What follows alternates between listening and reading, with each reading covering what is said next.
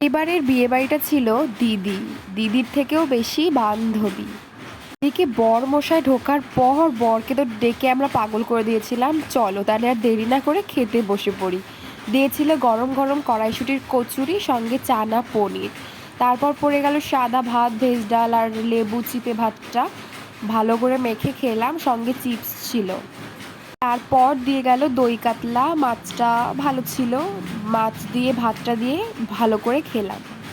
তারপর প্লেটে পড়লো ফ্রায়েড রাইস। শীতের সব ভেজিটেবল দিয়ে ফ্রায়েড রাইসটা খেতে খুব ভালো ছিল, সঙ্গে পড়েছিল চিকেন।